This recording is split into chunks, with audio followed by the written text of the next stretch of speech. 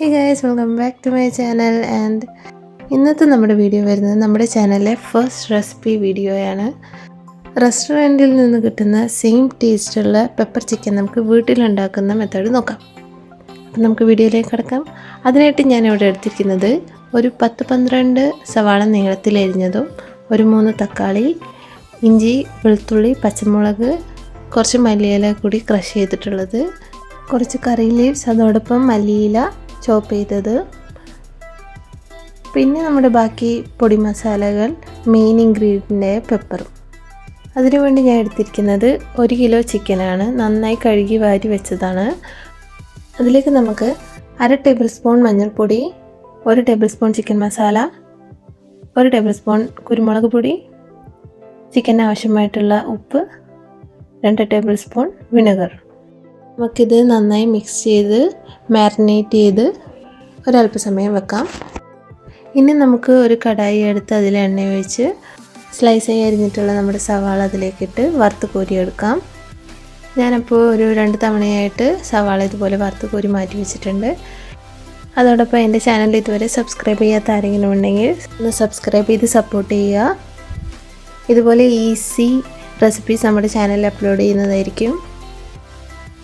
ഇനി അടുത്തതായി ഒരു കടായി എടുത്ത് അതിലേക്ക് ഓയിൽ അല്ലെങ്കിൽ വെളിച്ചെണ്ണ നമുക്ക് ഒഴിച്ചു കൊടുക്കാം. ഞാനിവിടെ എടുത്തിരിക്കുന്നത് ഓയിലാണ്. വെളിച്ചെണ്ണ ഉപയോഗിക്കുന്നതായിരിക്കും കൂടുതൽ ടേസ്റ്റി ആയിട്ടുണ്ടാവുക. എണ്ണ ചൂടായതിന് ശേഷം നമുക്കതിലേക്ക് ബാക്കിയുള്ള മുഴുവൻ സവാളയും ആഡ് ചെയ്ത് കൊടുക്കാം. കുറച്ച് ഉപ്പും ആഡ് ചെയ്ത് നന്നായി വഴറ്റിയെടുക്കുക. ഒരു ലൈറ്റ് ബ്രൗൺ ആവുന്നത് വരെ നമുക്ക് നന്നായി വഴറ്റിയെടുക്കാം.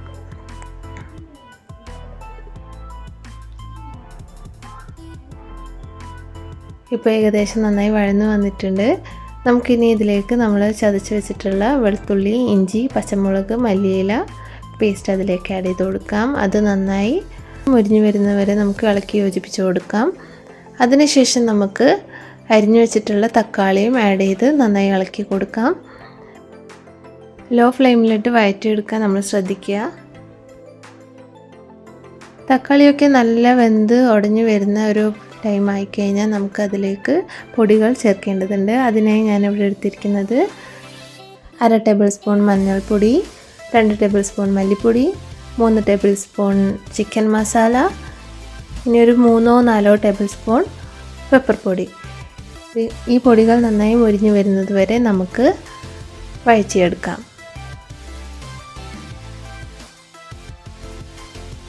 ഇപ്പോൾ നമ്മുടെ മസാലയൊക്കെ നന്നായി മുരിഞ്ഞ് നല്ല മസാലയുടെ മണമൊക്കെ നമുക്ക് വരുന്നുണ്ട്. ഇനി ഇതിലേക്ക് നമ്മൾ അരിഞ്ഞു വെച്ച മല്ലിയിലയിൽ നിന്ന് കുറച്ച് എടുത്ത് അതിലേക്ക് ആഡ് ചെയ്ത് കൊടുക്കാം. അതോടൊപ്പം നമുക്ക് കറിവേപ്പിലയും അതിലേക്ക് ആഡ് ചെയ്ത് കൊടുക്കാം. ഇനി ഇതിലേക്ക് നമ്മൾ നേരത്തെ മാരിനേറ്റ് ചെയ്ത് വെച്ചിട്ടുള്ള ചിക്കൻ നമുക്ക് ഇട്ട് യോജിപ്പിച്ച് കൊടുക്കാം. എല്ലാ ചിക്കനിലേക്കും മസാല എത്തുന്നത് പോലെ നമ്മൾ നന്നായി മിക്സ് ചെയ്ത് കുഴച്ച് വെക്കുക.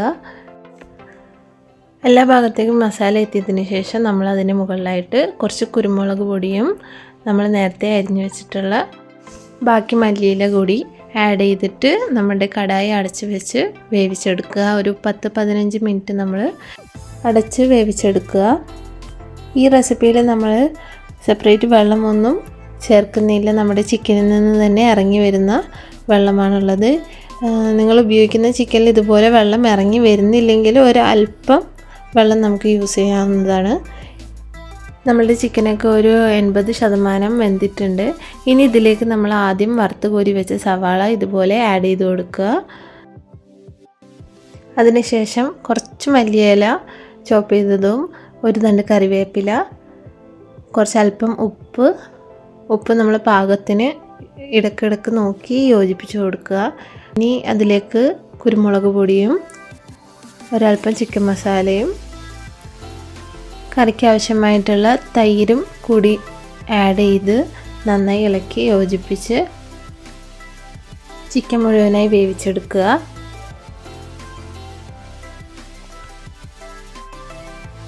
ഇപ്പോൾ നമ്മുടെ ചിക്കൻ നന്നായി വെന്ത് കറിയൊക്കെ നല്ല സെറ്റായിട്ട് വന്നിട്ടുണ്ട്. ഇനി നമുക്ക് ഈ കടായി ഒന്ന് മാറ്റി വെച്ചിട്ട് ചെറിയൊരു കടായി എടുത്ത് അതിൽ എണ്ണ ഒഴിച്ച്, വെളിച്ചെണ്ണയാണ് ബെറ്റർ, വെളിച്ചെണ്ണ ഒഴിച്ച് അതിലേക്ക് ചെറുള്ളി അരിഞ്ഞതും, വെളുത്തുള്ളി ചെറുതായി അരിഞ്ഞതും, 2 പച്ചമുളക് അരിഞ്ഞതും, അതോടൊപ്പം കറിവേപ്പിലയും ഇട്ട് നന്നായി വഴറ്റി നമ്മുടെ കറിയിലേക്ക് ഒഴിച്ചു കൊടുക്കുക. അപ്പോൾ നമ്മുടെ ഈ ഒരു റെസിപ്പി ഇവിടെ കംപ്ലീറ്റ് ആയിട്ടുണ്ട്. അപ്പോൾ നമ്മുടെ പെപ്പർ ചിക്കൻ, അടിപൊളി tasty restaurant style pepper chicken ഇവിടെ റെഡി ആയിട്ടുണ്ട്. നിങ്ങളിത് മസ്റ്റായിട്ടും ട്രൈ ചെയ്ത് നോക്കുക. ഫീഡ്ബാക്ക് കമൻറ്റ് സെക്ഷനിൽ അറിയിക്കുക. അതോടൊപ്പം എൻ്റെ ചാനൽ സബ്സ്ക്രൈബ് ചെയ്യുക, ലൈക്ക് ചെയ്ത് സപ്പോർട്ട് ചെയ്യുക. അപ്പം നമുക്കിനി നമ്മുടെ അടുത്ത റെസിപ്പി വീഡിയോയിൽ കാണാം. Bye, thanks for watching.